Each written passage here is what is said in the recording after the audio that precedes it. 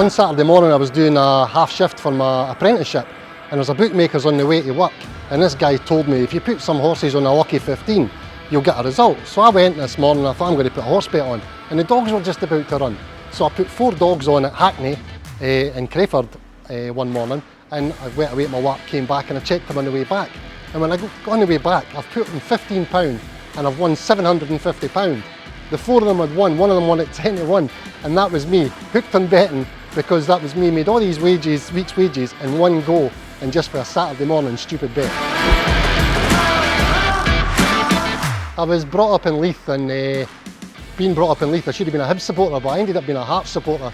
I used to run with the Hearts fans during the game, and after the game I used to run round with all my mates and start fighting the Hearts fans after the game. So it was one of these crazy situations, and when I was young, Hibs had an absolute dominance over Hearts, so I got abuse all the time, so I was always fighting one side or the other.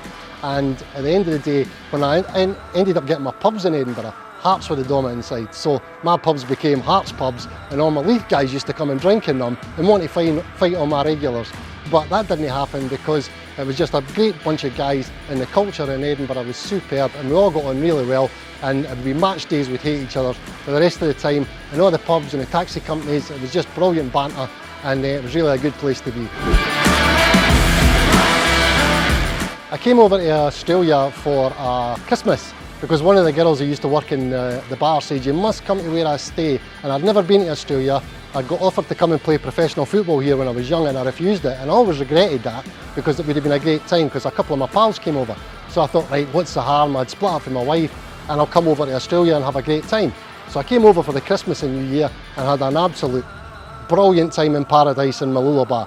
And I turned to the girl and I said, I'm going to be living here soon, and all these years later I'm married to her now and I'm in paradise and I love it. Golf, beach, sand, nice food every day and places to be. It's just paradise.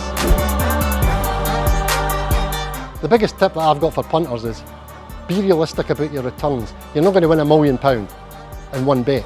Just gradually keep winning and keep winning, and when you get a win on a Saturday, if you're in your punters club or whatever, bank it, put it in your pocket and enjoy it, because if you're just going to stand there and bet, you're not getting your true odds, your probability is going to beat you, and you must understand that a realistic return is money in your pocket. So bank it every time you can.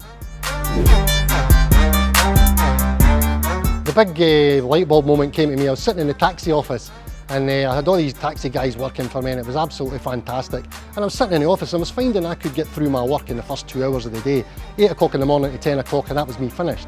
So I decided, right, I'm going to start laying horses. So Betfair came along and I started working out my system and my methods and things like that.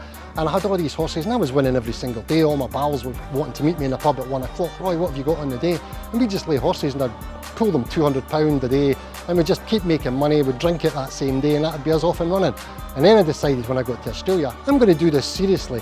And when I got here, I ended up being the first person to pay the premium charge, laying horses in Australia, and on a simple method that was really, really powerful.